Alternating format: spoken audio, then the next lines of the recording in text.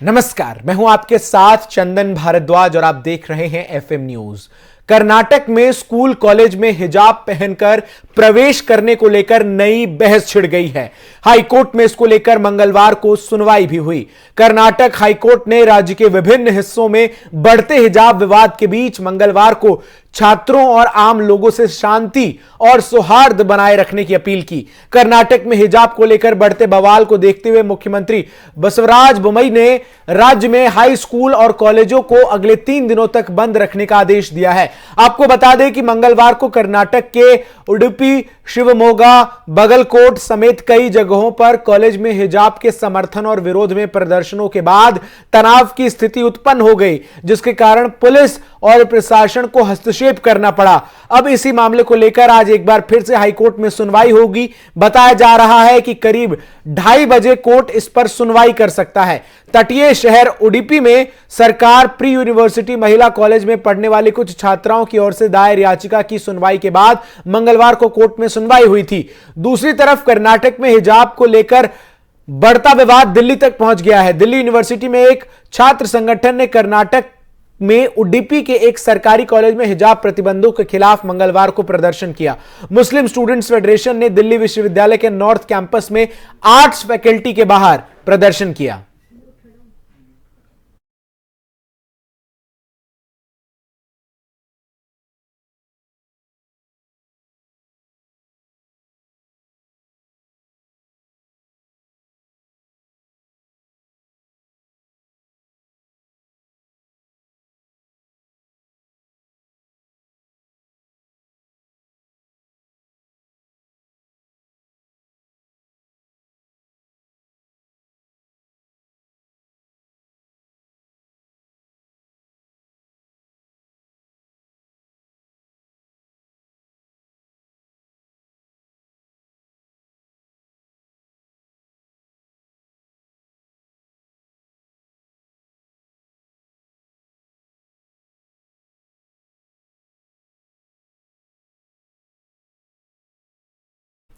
कर्नाटक में हिजाब को लेकर कॉलेज में प्रदर्शन की आवाज दुनिया भर में सुनाई देने लगी है।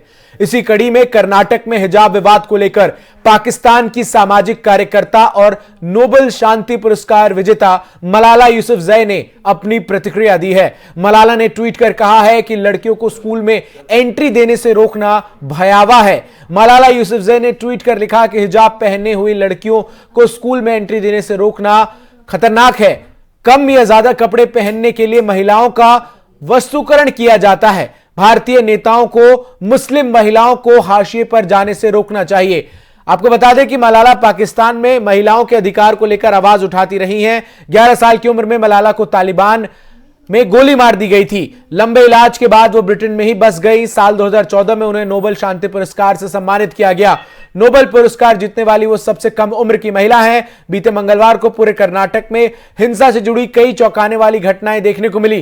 कर्नाटक के उडुपी के एक सरकारी प्री यूनिवर्सिटी कॉलेज में कक्षा में हिजाब पहनकर आई छात्राओं को कॉलेज परिसर के बाहर चले जाने को कहा गया।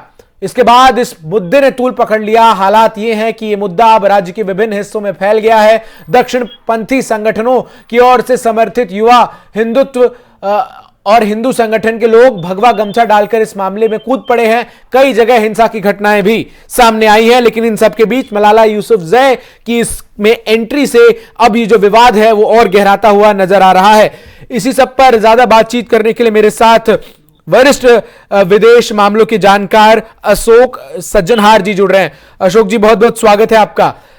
जी धन्यवाद। सर, जिस तरीके से भारत के तमाम आंतरिक मसलों में, चाहे वो किसान आंदोलन हो या फिर जिस तरीके से अब ये पूरा हिजाब का विवाद है, इसमें विदेशी हस्तक्षेप देखने को मिलता है और मलाला यूसुफजई जो है ट्वीट कर इसका समर्थन करती हैं।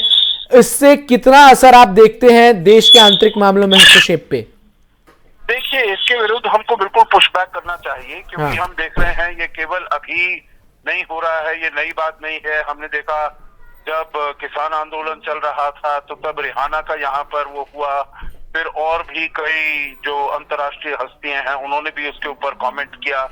बाद में ये मालूम चला जो ये पॉप सिंगर रिहाना है उसको करीब $2.5 मिलियन दिए गए वो वाला ट्वीट करने के लिए, जिससे कि ट्विटर स्टॉर्म हो गया यहाँ पर। तो इसलिए ये जो इंटरनेशनल जिसको आइकॉन्स कहा जाता है या अंतर्राष्ट्रीय मानी जानी हस्तियां हैं, इनका ये बहुत ही सिलेक्टिवली काम करती हैं, क्योंकि मलाला और जहाँ पर नरसंहार हो रहा है, जहां पर अत्याचार हो रहा है, जैसे वीगुर मुसलमानों का अगर उन्होंने मुसलमानों के मुद्दे पर अगर उन्होंने कमेंट करना है, तो चीन में वीगुर मुसलमानों के वहां पर इतना अत्याचार हो रहा है, उनको इतना यातना दी जाती है। और मलाला यूसुफजई को भारत और भारत के मुसलमानों की इतनी चिंता क्यों है अशोक साहब? क्योंकि पाकिस्तान में अल्पसंख्यकों के साथ जो कुछ होता है उस पर तो वो पट्टी बांधी हुई नजर आती है, लेकिन भारत में किसी छोटे से छोटे मसले पर भी वो तुरंत ट्वीट कर आखिर क्या जताना चाह रही हैं? तो यही बात है जो बिल्कुल ही उनका एक पॉलिटिकल एजेंडा है इसमें, क्योंकि अगर सभी वो मसलों पर, ये देखिए भारत में भी हम देखते हैं जो बहुत ही हर ऐसे मामलों में सिलेक्टिविटी होती है, जो अब वहां पर ही जो है, अब अगर ये रिलीजन का मामला है तो लावण्या के ऊपर जो अत्याचार किए गए, उसको बेचारी को वहां पर आत्महत्या करनी पड़ी तमिलनाडु में, उसके बारे में कोई नहीं बोला जा रहा है। यहाँ पर एकदम से इसको ये मैन्युफैक्चर किया जा रहा है आउटरीच। और अशोक जी, मैं एक और चीज इसमें जोड़ लूंगा, जिस तरीके से हुंडई ने अभी 2-3 दिन पहले कश्मीर को लेकर जो ट्वीट किया, क्या आपको नहीं लग रहा एक सिलसिलेवार तरीके से भारत के खिलाफ दुष्प्रचार करने की साजिश एक अंतर्राष्ट्रीय स्तर पर रची जा रही है और उसी का हिस्सा ये हुंडई जैसे संगठन हो या फिर मलाला यूसुफ जैसे लोग हैं? बिल्कुल ठीक कह रहे हैं आप, क्योंकि इसके पीछे बिल्कुल हिस्सा है जो पाकिस्तान का हाथ है, क्योंकि ये सब जो आपने बताया, हुंडई पाकिस्तान का, किया के, इसुजू के, मारुति के, वहां से सब ये पाकिस्तान से निकले हैं। कश्मीर सॉलिडारिटी डे, ये जो टूल किट बनाया गया है, जो पहले चाहे सीएए, एनआरसी, किसान के बारे में जो किया गया था, ये सभी इसके पीछे जो आईएसआई पाकिस्तान का पैसा तो यकीनन बहुत होगा। पहले तो जो किसान आंदोलन था उसमें ये भी कहा गया था, रिहाना को जो $2.5 मिलियन दिया गया, वो खालिस्तान की तरफ से दिया गया। खालिस्तानियों ने जो कनाडा में बैठे हुए हैं, उन्होंने उनको ये इतना ये पैसा दिया है जिससे कि उन्होंने ये ट्वीट किया है। तो बिल्कुल ये एक साजिश रची जा रही है और हमको इसके लिए बिल्कुल सचेत होना चाहिए, सतर्क होना चाहिए, इसके विरुद्ध बिल्कुल प्रीएम्प्टिव एक्शन लिया। और अशोक जी, जिस तरीके से मलाला यूसुफजई, जो कि अब उन्हें नोबेल शांति पुरस्कार मिला, उनका जो पूरा वो इंसिडेंट था वो वाकई साहसी था, इसमें कोई दोहराए नहीं, लेकिन उसके बाद इसमें भी कोई दोहराए नहीं कि वो उसके बाद पाकिस्तान लौटकर नहीं गई, वो तालिबान में नहीं गई, वो अब ब्रिटेन में सेटल है, वहां रह रही हैं। तो क्या भारत को, आपको लगता है ऐसे लोगों से भारत के महिलाओं की और एक तरीके से चिंता जताने की जरूरत है जो खुद अपने देश को छोड़कर विदेश में बस चुकी है एक नोबेल शांति पुरस्कार के साथ? देखिए, चिंता की बात नहीं, मेरे विचार से हकीकत बताने की जरूरत है। जो ये अपना को इस्तेमाल करने का इन्होंने इजाजत दे दी है, ये एक पॉलिटिकल एजेंडा को फॉलो कर रही है। क्योंकि अगर ये सभी चीजों पर एक नजर रखती, तो जैसे मैंने कहा, जैसे आपने कहा, वो बहुत सारे उसके ऊपर वो कमेंट कर सकती हैं, परंतु ये सब जो है ये चुन चुनकर भारत में जो ऐसे मसले हैं, हमने आज तक तो नहीं देखा अशोक जी की मलाला यूसुफजई पाकिस्तान में हिंदुओं के मंदिरों को जब क्षतिग्रस्त किया जाता है तो उस पर ट्वीट कर पाकिस्तान की सरकार को सवाल करती हैं। जी बिल्कुल, जो वहां पर होता है, न केवल हिंदू सिख, वहां पर क्रिश्चियंस के ऊपर होता है, वहां पर आप देखिए बलोच के ऊपर कितना अत्याचार हो रहा है, आप उनके ऊपर बोलिए। जो वहां पर शिया लोगों पर इतना अत्याचार हो रहा है, जो अहमदी लोगों पर अत्याचार हो रहा है, किसी भी प्रकार का जो उनके विचारों से नहीं मिलते हैं, वो सभी के विरुद्ध अत्याचार हो रहा है पाकिस्तान में, परंतु उनके बारे में बोलने के लिए मलाला यूसुफजई को कुछ नहीं मिलता है। बिल्कुल। और अशोक जी, आप मुझसे ज्यादा जानकार होंगे, तो आप थोड़ा दर्शकों को यह भी बता दीजिए कि तालिबान ने जो कुछ अफगानिस्तान में किया, क्या इस पर आपने मलाला का कोई भी वक्तव्य, कोई भी ट्वीट देखा, सुना? जी, वो भी बिल्कुल ठीक बात है, क्योंकि तालिबान के पीछे पाकिस्तान खड़ा हुआ है। तालिबान को वहां पर लाने में पाकिस्तान का बहुत बड़ा हाथ है। तो इसीलिए मलाला जो पाकिस्तान के राजनीतिक हित हैं उनके विरुद्ध वो नहीं करेगी। तो उसके विरुद्ध वो कुछ भी बात नहीं करेगी। केवल भारत में जो वहां के अंदरूनी मामले हैं उनको और भड़काने के लिए, क्योंकि उसका ये इंटरनेशनल स्टेटस है, तो उसका वो नाजायज इस्तेमाल करते हुए, नाजायज फायदा लेते हुए वो उसको और उछालती है और उसके बारे में बातचीत करती है। इस पूरे मसले को लेकर भारत की सरकार का क्या रुख होना चाहिए? भारत के विदेश मंत्रालय को कैसे रिएक्ट करना चाहिए? जरा ये भी संक्षिप्त में अशोक जी आप बता दीजिए। देखिए, मैं ये संक्षिप्त में कहूंगा, जो जब ये हुंडई पाकिस्तान का हुआ मसला, जब ये वहां पर किया कि और कुछ वहां पर ट्वीट्स आए, तो तुरंत भारत ने वहां पर उसके जो एम्बेसडर हैं, राजदूत हैं, उनको वहां पर समन किया यहाँ पर दिल्ली में मंडे को, और उसी समय उनको अपना बहुत ही, जिसे कहते हैं, स्ट्रॉन्ग डिस्प्लेजर इसमें उन्होंने कन्वे किया है। और इसी को होते हुए वहां के जो दक्षिण कोरिया के विदेश मंत्री हैं, उन्होंने तुरंत उसी दिन भारत के विदेश मंत्री को टेलीफोन किया, उनसे बातचीत की और बहुत ही सिंसियर रिग्रेट उन्होंने कहा, अपोलोजाइज किया और कहा जो ऐसी बातें आगे से नहीं होंगी। लेकिन मलाला यूसुफजई जैसे लोगों के साथ तो दिक्कत ये भी है, ये मूलतः तो पाकिस्तान और तालिबान के उस क्षेत्र से आती हैं जिनसे भारत लगातार कुछ संवाद रखता नहीं, और ब्रिटेन में एक तरीके से ये रह रही हैं। तो क्या आपको लगता है ब्रिटेन सरकार से भारत को इस संबंध में बातचीत करनी चाहिए? नहीं, ब्रिटिश सरकार से इसका कोई वो नहीं होगा। वो तो कहेंगे जो ये तो इंडिविजुअल वो है और हमारा इसके ऊपर कोई कंट्रोल नहीं है। हमको अपने आप अपना जो इंडियन कम्युनिटी है वहां पर, भारतीय जो अपने, उनको हमको मोटिवेट करना चाहिए। उनको अपने आप ही, देखिए, हमारे बहुत बड़े तरीके से वो एम्बेसडर्स बन गए हैं जो हमारी इंडियन कम्युनिटी है जहां पर भी है, चाहे अमेरिका में हो, यूके में हो वगैरह। इनको हमको और इंस्पायर करना चाहिए, प्रोत्साहित करना चाहिए, जो आप भारत के जो। ठीक है सर, ठीक है, बहुत बहुत शुक्रिया अशोक सर आपका हमारे साथ जुड़कर तमाम महत्वपूर्ण जो बातें हैं वो दर्शकों तक रखने के लिए, क्योंकि निश्चित तौर पर भारत के खिलाफ जिस तरीके से दुष्प्रचार किया जाता है उसी का एक उदाहरण मलाला यूसुफजई के इस रूप में देखने को मिला है। और कम से कम हमें मलाला यूसुफजई जैसे लोगों से तो भारत ने महिलाओं की सशक्तिकरण और महिलाओं की स्थिति को लेकर पाठ जो है वो नहीं पढ़ना है, क्योंकि भारत अपनी महिलाओं की रक्षा किस प्रकार से करे इसको बखूबी समझता है।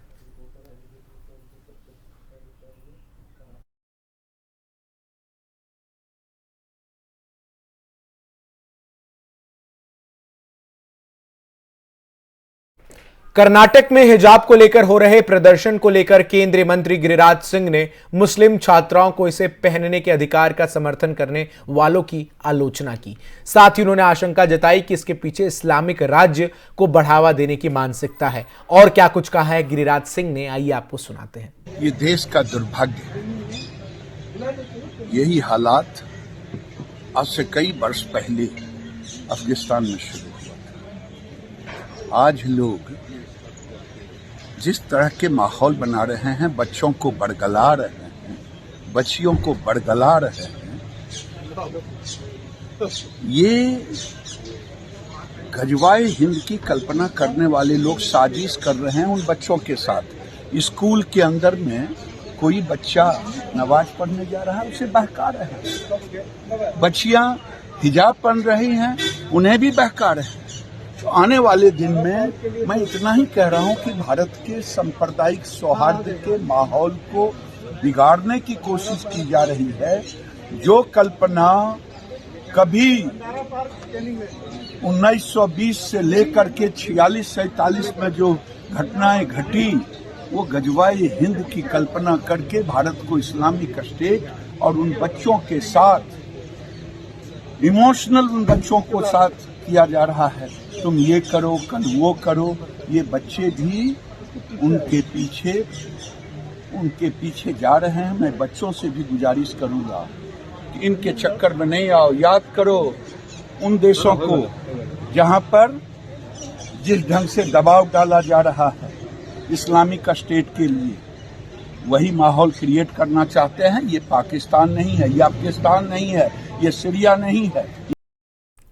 कर्नाटक से शुरू हुए हिजाब विवाद की आग अब धीरे धीरे पूरे देश में फैलती हुई नजर आ रही है। कर्नाटक में हिजाब को लेकर शुरू हुए विवाद के बाद अब AIMIM चीफ असदुद्दीन ओवैसी ने इसे लेकर बयान दिया है। ओवैसी ने कहा है कि हिजाब पर बैन का यह फैसला सुप्रीम कोर्ट के फैसलों के खिलाफ है। उन्होंने इस दौरान युवकों से कहा कि अगर वो आज झुक गए तो हमेशा के लिए झुक जाएंगे। आइए आपको सुनाते हैं असदुद्दीन ओवैसी का यह बयान। हमारे मुल्क में खास तौर से कर्नाटका में जो हमारी बहनें हिजाब की लड़ाई लड़ रहे हैं, हम उम्मीद करते हैं कि अल्लाह सुब्हानहू व तआला उनको उसमें कामयाब और कामरान कर देगा। जो हिजाब की लड़ाई एक बुनियादी हक है और सुप्रीम कोर्ट का फैसला है कि सुप्रीम कोर्ट ने पुट्टुस्वामी जजमेंट में कह दिया कि कोई सरकार ये तय नहीं कर सकती कि हम क्या खाएंगे और क्या पिएंगे, क्या पहनेंगे, क्या खाएंगे। तो बीजेपी की सरकार कर्नाटका में गैर जरूरी के जुल्म कर रही है, संविधान के खिलाफ काम कर रही है, बल्कि संविधान की आर्टिकल 15, 19 और 21 का ग्रेव वायलेशन हो रहा है कि वहां के महिला बच्चियों को स्कूल में और कॉलेज में हिजाब पहनने से रोका जा रहा है। मैं बीजेपी के इस फैसले की मजम्मत करता हूं, कंडन करता हूं। हमारी एक बहादुर बेटी कर्नाटका में मोटरसाइकिल पर हिजाब पहनकर आती है और मोटरसाइकिल को अपने कॉलेज में रखती है, तो जैसा ही उसके करीब ये तमाम लोग आकर उसको डराने के लिए नारे मारते हैं, एक 25-30 का नौजवानों का हुजूम इस नकाब बुर्का पहनी हुई बच्ची को डराने के लिए दौड़ता है।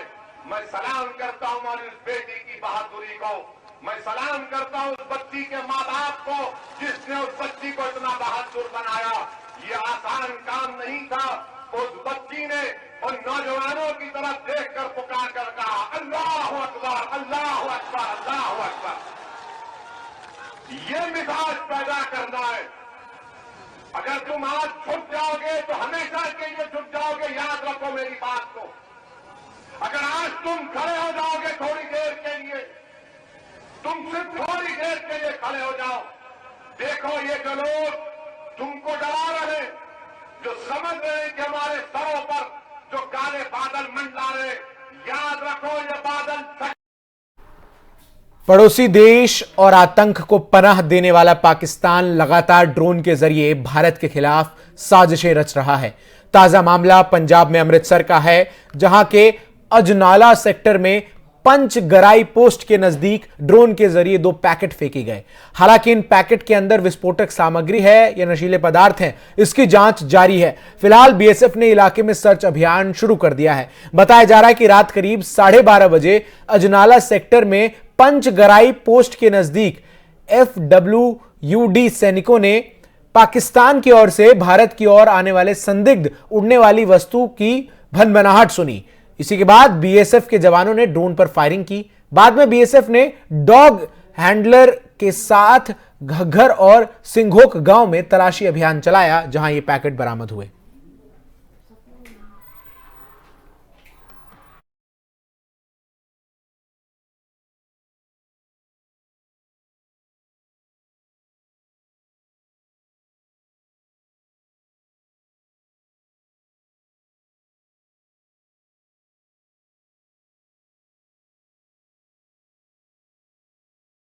पाकिस्तान की तरफ से लगातार ड्रोन वाली साजिशें जो हैं वो बरकरार है।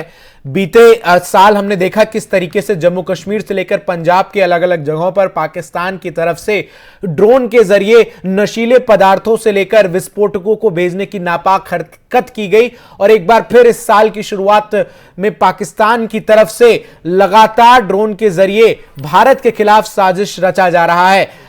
पंजाब में अमृतसर का यह मामला है, जहां अजनाला सेक्टर में पंचगराई पोस्ट के नजदीक ड्रोन के जरिए 2 पैकेट फेंके गए और BSF अब इस पैकेट की जांच कर रहा है। हालांकि BSF की तरफ से जब इस ड्रोन पर हमला किया गया तब जो ड्रोन है वो वापस पाकिस्तान की तरफ चला गया।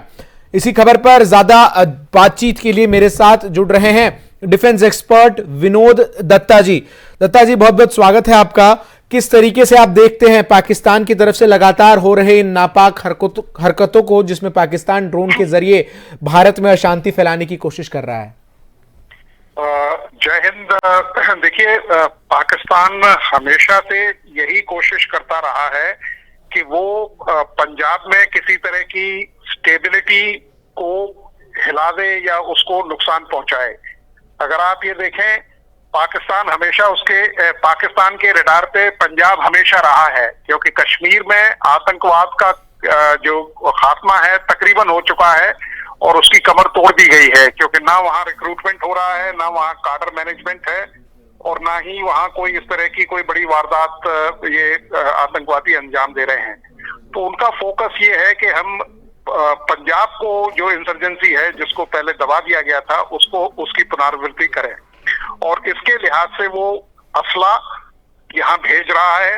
ड्रग्स ऑलरेडी आ रही हैं और पंजाब सबसे ज्यादा अफेक्टेड है ड्रग्स के मामले में। सफेद चिट्टा जिसे हम पंजाब में लोकल आम भाषा में बोलते हैं, उसने वहाँ के जो यूथ है उनको काफी नुकसान पहुंचाया है। तो इस तरह से जो ड्रोन की जो घटनाएं हैं या वो जो आर्म्स डिलीवरी है या जो एक्सप्लोसिव डिलीवरी है वो ड्रोन के जरिए भेज रहा है। और इस तरह के पहले भी कंसाइनमेंट्स आए हैं, लेकिन इन्हीं सिचुएशंस को देखते हुए बीच में जो बीएसएफ का जो जुरिस्डिक्शन था या जो आर्मी का जो ऑपरेशनल एरिया था उनको रीडिफाइन किया गया था। तो हमें चौकन्ना रहने की जरूरत है, और खासकर अभी इलेक्शन का टाइम है तो भारतीय जो सशस्त्र सेनाएं हैं या सिक्योरिटी फोर्सेस हैं या जो पुलिस ऑर्गेनाइजेशंस हैं उन पे नजर रखनी चाहिए जी। इतिहास में मैं आपको ले जाना चाहूंगा कि देखिए, जो पंजाब में इंसर्जेंसी है, पंजाब में इंसर्जेंसी सन 58 में इसकी जो रूपरेखा थी वो तैयार की थी जनरल अयूब खान ने, जब वो प्रेसिडेंट हुआ करते थे पाकिस्तान के। तो पाकिस्तान की जो नजर है या जो काली नजर है वो बहुत दूरगामी है। उसकी जो स्ट्रेटेजिक विजन है आतंकवाद के मामले में वो बहुत दूरगामी है। एक इंपॉर्टेंट क्वेश्चन मेरा सर आपसे ये है, जिस तरीके से लगातार हमने देखा कि ड्रोन के फायदे भी हैं नुकसान भी हैं, और ड्रोन का दुश्मन किस तरीके से उपयोग कर रहा है इसके लगातार उदाहरण पाकिस्तान की तरफ से हम देख रहे हैं। क्या आपको लगता है कि भारत को भी खुद को भारत लगातार इस दिशा में काम तो कर ही रहा है, लेकिन और तेजी से करने की जरूरत है ताकि ड्रोन की जो चुनौती है इससे निपटने के लिए भारत के पास भी जवाबी कार्रवाई हो, एंटी ड्रोन मिसाइल्स हो और ये सब कुछ हो, और इनको जल्द ही डिप्लॉय किया जाए पंजाब से लेकर कश्मीर तक की सीमा पर? हाँ, बिल्कुल ठीक आपने कहा। देखिए, हमारे यहाँ सबसे जो दुर्भाग्य पूर्ण चीज रहती है वो ये रहती है कि हम रिएक्टिव हैं, हम लोग प्रोएक्टिव नहीं बन पाते। आप ये देखिए, वेपनाइजेशन ऑफ ड्रोन सबसे पहले अमेरिका ने शुरू किया और अब इसका इस्तेमाल किया जा रहा है, आतंकवादी संगठन इसका कर रहे हैं, आर्मीज इसका इस्तेमाल कर रही हैं, लेकिन हमने इस पे तवज्जो नहीं दी जो हमें देनी चाहिए थी। दूसरी चीज देखिए, जब ड्रोन्स के अटैक हुए इस तरह के, तब भारत ने एंटी ड्रोन पॉलिसी पे सोचना शुरू किया, या जो एंटी ड्रोन वेपन सिस्टम है उनको वो किया। जम्मू में हमले के बाद जी, बहुत बड़ी कोई रॉकेट साइंस की जरूरत नहीं है या कोई न्यूक्लियर फिजिक्स की जरूरत नहीं है। ठीक है सर। जो हमारे प्रेजेंट वेपन सिस्टम है उनको थोड़ा सा मॉडिफाई करके, थोड़ा सा इनोवेटिव आइडिया लगा के उनको एंटी ड्रोन ऑपरेशंस में इस्तेमाल किया जा सकता है। ठीक है, बहुत बहुत शुक्रिया सर आपका हमारे साथ जुड़कर तमाम महत्वपूर्ण बात जो है वो दर्शकों तक पहुंचाने के लिए। तो निश्चित तौर पर भारत को भी पाकिस्तान की तरफ से हो रही नापाक हरकतों का उसी मुंहतोड़ तरीके से जवाब देना चाहिए, ऐसा कहना है विनोद दत्त जी का, जो कि जाने माने डिफेंस एक्सपर्ट हैं।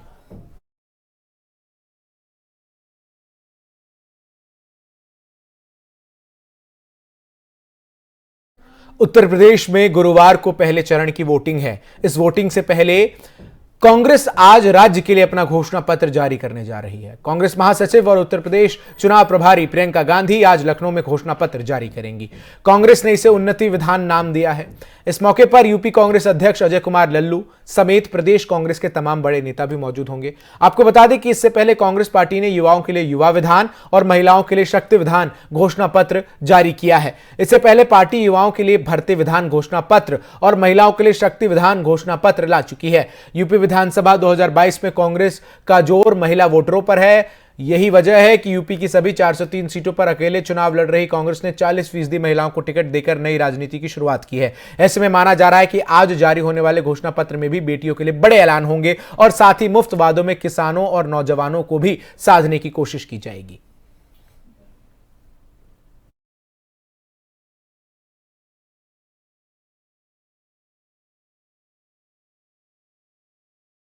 यूपी में पहले चरण के मतदान के लिए बुधवार शाम 5 बजे चुनाव प्रचार का शोर थम गया है। वहीं इस बीच राजद प्रमुख लालू यादव ने बीजेपी को लेकर भविष्यवाणी कर दी है। राजद प्रमुख लालू प्रसाद यादव ने उत्तर प्रदेश के विधानसभा चुनाव को लेकर भविष्यवाणी करते हुए कहा कि यूपी में बीजेपी हारने जा रही है। उन्होंने कहा कि प्रदेश की जनता भाजपा के दुष्प्रचार से थक चुकी है। और क्या कुछ कहा लालू यादव ने, आइए आपको सुनाते हैं। भाजपा का सफाया हो रहा है वहाँ उत्तर प्रदेश में। सब लोग बिल्कुल थक गए हैं देखते देखते, सुनते सुनते भाजपा के झूठ प्रचार का, महंगाई ये वो प्लान ठेकान, आदि धर्म राजनीति दंगा फसाद का बात ये करते हैं। हमें सीट नहीं दिया है। इस समय क्या बोले हमारी मांझी जी तो मान गए, लेकिन नहीं तो उसमें हम क्या बोले बताओ। एकदम अलग नहीं तो उसमें मैं क्या बोलूँ, इसको कौन क्या नहीं दिया दिया। आपको राजनीतिक गुरु बता रहे हैं वो। हाँ ठीक है, गुरु तो हम सब का है, चेला लोग ही इस तरह का उपद्रव कर रहे हैं। ठीक है सर। एक आखिरी सवाल है सर कि एक भाजपा के सांसद हैं छेदी पासवान, उन्होंने कहा है कि नीतीश कुमार मुख्यमंत्री बने रहने के लिए दाऊद इब्राहिम से भी हाथ मिला सकते हैं। क्या आपको लग रहा है ये सही? बिल्कुल, वो छेदी पासवान सही बात कर रहे हैं, सही उनका आंकलन है। मुख्यमंत्री बनने के लिए कहीं भी जा सकते हैं, दाऊद इब्राहिम से भी हाथ मिला सकते हैं। अभी अब मिला सकते हैं, नहीं मिला सकते हैं। दाऊद इब्राहिम गोवा में चुनाव प्रचार के दौरान बीजेपी के राष्ट्रीय अध्यक्ष जेपी नड्डा ने विपक्षियों पर निशाना साधा है। उन्होंने कहा कि एक समय गोवा माफिया का बड़ा केंद्र बन गया था, लेकिन आज यह अपराध मुक्त राज्य है। आइए आपको सुनाते हैं जेपी नड्डा ने क्या कुछ कहा है। आज मुझे खुशी होती है कि पिछले सालों में Goa as far as law and order is concern यह टॉप डेस्टिनेशन के रूप में देखा जाता है, जहां लॉ एंड ऑर्डर मैक्सिमम है। एक समय में यहाँ पर जिसको कहते हैं क्रिमिनल्स का ये हॉटबेड बन गया था, माफिया का ये हॉटबेड बन गया था। Now it is criminal free और ये टॉप कर रहा है क्राइम डिटेक्शन में। और यहाँ पर नेशनल फॉरेंसिक साइंस की यूनिवर्सिटी अब आ रही है और वो भी एस्टैब्लिश हो गई है 2021 में। आज मुझे खुशी होती है। शिवसेना के राष्ट्रीय प्रवक्ता और राज्यसभा सांसद संजय राउत ने राज्यसभा में सभापति वेंकैया नायडू को चिट्ठी लिखकर केंद्र सरकार पर बड़ा आरोप लगाया है।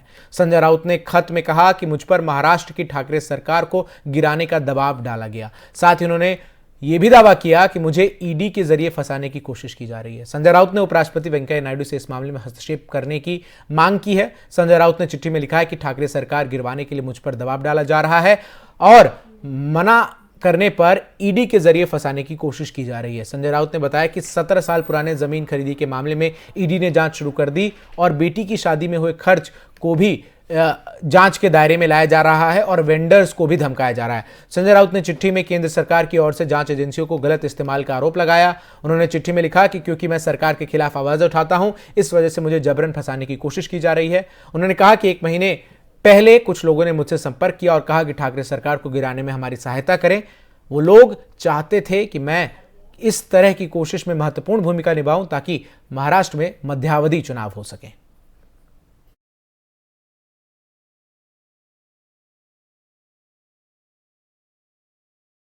तो फिलहाल के लिए इस बुलेटिन में बस इतना ही। खबरों का सिलसिला एफएम न्यूज पर लगातार जारी है।